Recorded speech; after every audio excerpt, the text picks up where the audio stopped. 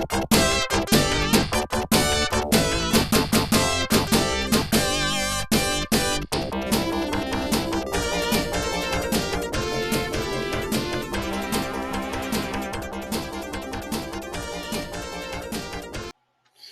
so this is a very important skill, especially because it pops up on the free response questions, a good amount of time, and that's the linearization of data.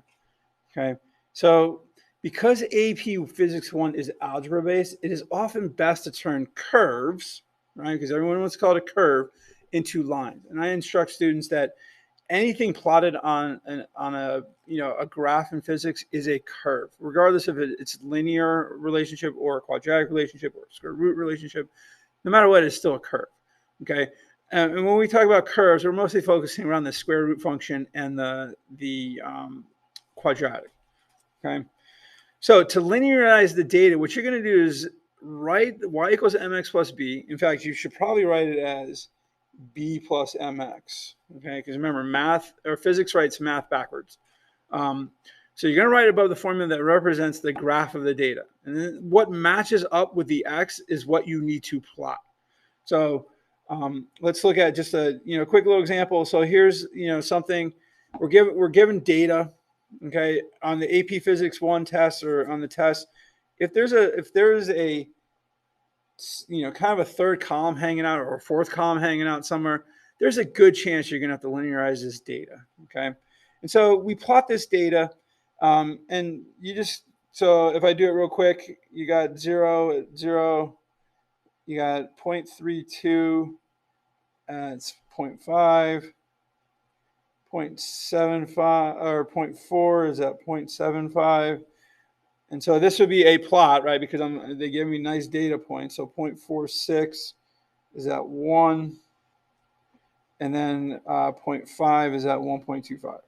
So if I draw my best fit line, right, you can see it's curved, right? So it's parabolic. We know that because this is a drop height versus time. So we know this has to be a quadratic relationship.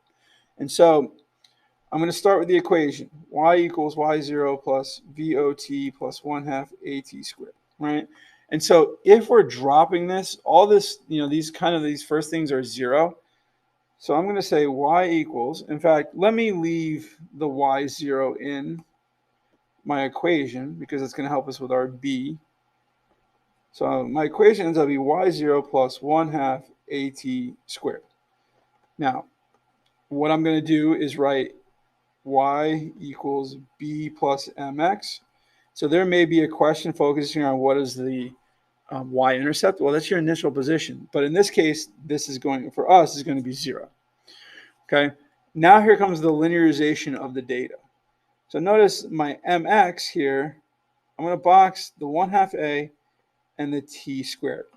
So for me to turn this into a line, I need to square the time. Okay, because that matches up to my linear variable of x. And then when I plot that, the slope of that line will be 1/2 a. Right?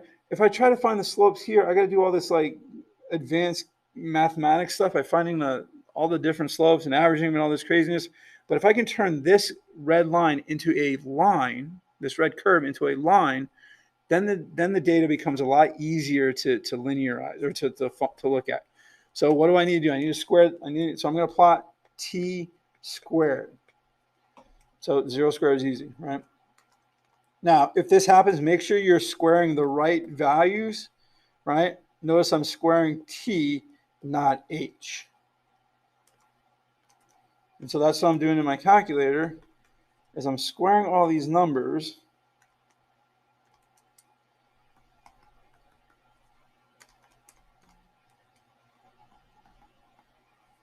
Okay, now this is what I'm going to plot. And so I'm going to plot 0, 0, right? 0.1024, which is somewhere in here, and that's going to go up to 1/2. And then 0.16, and that's going to go up to 0.75. And then I'm going to go to 0.2116, so it's somewhere in between 0.2, right? And that's going to go up to 1. And then now I'm going to go to 0.25, and then go up to 1.25. So what you actually see here now is that my data is now a nice line.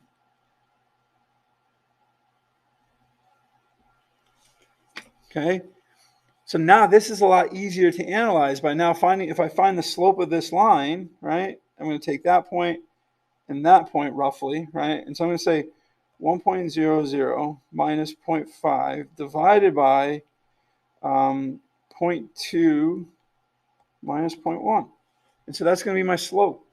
So 1 minus 0.5 divided by 0.1. And that tells me my slope is 5. Well, up here, I also told you the slope is 1/2 a. So if I'm asked for the acceleration, all I'm going to do is 2 times 5, and that's going to give me 10 meters per second squared.